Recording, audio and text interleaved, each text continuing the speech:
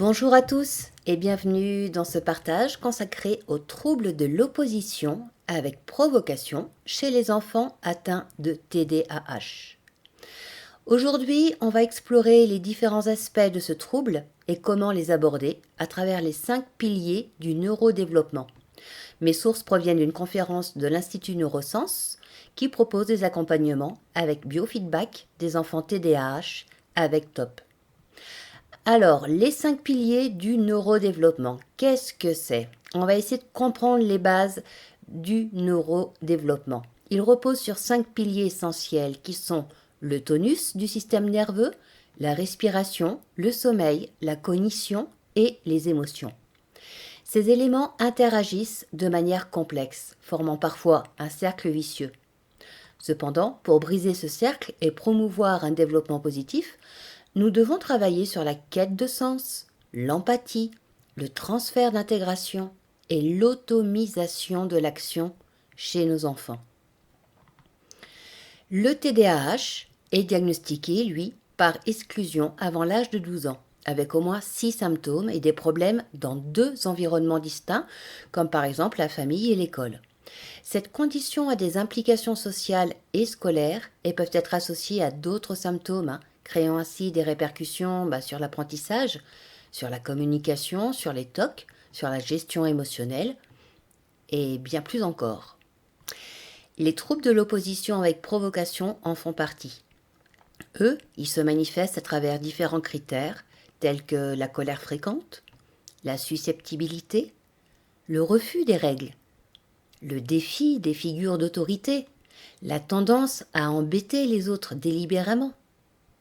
Ces comportements peuvent être classés en opposition dite passive, active ou passive-agressive, chacun ayant ses caractères uniques. Et il existe 3 niveaux de sévérité des troubles de l'opposition avec provocation, léger, moyen et grave. La gravité dépend de la permanence des symptômes dans différents environnements. Les comportements, eux, peuvent à terme conduire à des troubles de conduite, à de la délinquance, vous vous en doutez, à de l'agressivité et à toute forme de délit. Alors, quelles sont les causes de ces troubles de l'opposition? Pour pouvoir mieux les comprendre et mieux agir.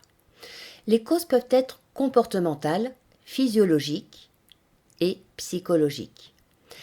Les interactions parentales, par exemple, jouent un rôle crucial car il est essentiel de comprendre comment les réponses des parents peuvent influencer le comportement de l'enfant. Par exemple, l'argumentation des parents peut notamment maintenir le cycle de l'opposition. Plus un parent va argumenter une demande qu'il fait à son enfant et à laquelle l'enfant ne répond pas, plus l'enfant va faire preuve d'opposition, jusqu'à parfois passer à l'acte par de l'agressivité ou de la colère. Et alors, si le parent se focalise sur le comportement et non plus sur sa demande première, qu'il y ait ou non punition, l'enfant a gagné. Il ne va pas répondre à la demande du parent. Et du coup, il va intégrer son comportement comme étant celui qu'il doit mettre en place à chaque fois qu'il veut s'opposer à une forme d'autorité. Donc l'argumentation n'est pas forcément une bonne chose. Oui, on peut expliquer, oui, on argumente 3-4 fois, mais pas plus. Pour favoriser un développement positif, nous devons agir également sur les besoins fondamentaux de l'enfant. Cela inclut de travailler sur le tonus, sur la respiration, sur le sommeil, sur l'attention, sur le stress. Des exercices de respiration, par exemple, avec des capteurs en temps réel ou alors avec le neurofeedback, peuvent être des outils efficaces pour aider l'enfant à s'autoréguler et à renforcer la neuroplasticité de son cerveau. Le pilier tonus, lui, dépend du système nerveux. Donc en fonction de la maturité cérébrale et des conditions nerveuses de l'enfant. Le tonus va provenir d'une bonne posture des 3 diaphragmes qui fonctionnent lors de l'inspiration et de l'expiration. Et quand il y a une pathologie des diaphragmes, il n'y a pas de mécanisme de protection pharyngée, ce qui provoque une expiration altérée. Et c'est le cas chez 95% des TDA, avec une respiration paradoxale, ce qui provoque des troubles du sommeil et un syndrome d'augmentation de résistance des voies aériennes supérieures. Alors il est vraiment important d'agir sur le tonus de la posture pour obtenir une meilleure ventilation, pour muscler le diaphragme, la langue et agir sur la ventilation nasale, pour aider le cerveau à mieux gérer les émotions. Là encore, les exercices de respiration montrent toute leur efficacité et leur intérêt. La respiration alternée, la cohérence cardiaque, chaque exercice agit différemment et permet de rééduquer le corps.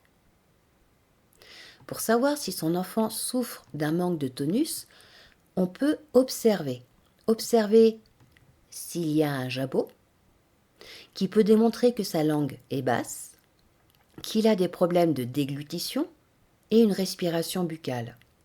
Voir également si son abdomen est gonflé, s'il y a une lombose lombaire ou cervicale, s'il y a une position de la tête anormale lorsqu'il respire. Tout ceci doit vous alerter et peut expliquer également des micro-réveils nocturnes, ce qui va provoquer de l'anxiété, car l'enfant a l'impression alors d'étouffer durant son sommeil. Et par conséquence, son cerveau n'étant pas complètement oxygéné, ça va engendrer une forme d'impulsivité et des troubles d'oxygénation, d'où les troubles de l'opposition, de concentration et des troubles émotionnels. Les solutions peuvent être d'agir sur la posture, sur la respiration, avec des exercices de respiration du diaphragme au quotidien, sur le sommeil également, sur l'attention, avec notamment des capteurs en temps réel qui permettent à l'enfant d'apprendre à s'auto-réguler, sur le stress, avec du neurofeedback qui émet des ondes cérébrales d'ondes alpha. Chaque exercice est à faire et à répéter au quotidien afin d'agir sur la neuroplasticité du cerveau, cette faculté qu'on a tous à agir sur nos connexions neuronales, cette capacité du cerveau à se restructurer en modifiant ses connexions neuronales en réponse à l'expérience ou à l'apprentissage.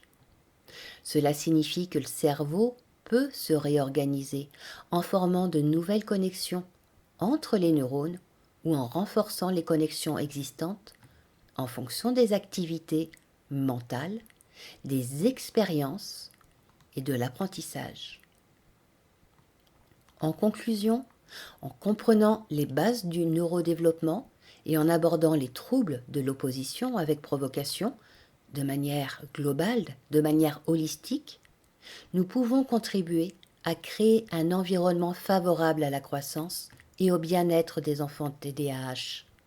N'oublions jamais l'importance de la compréhension, de l'empathie, du soutien dans ce parcours et surtout de l'action. Prenez soin de vous.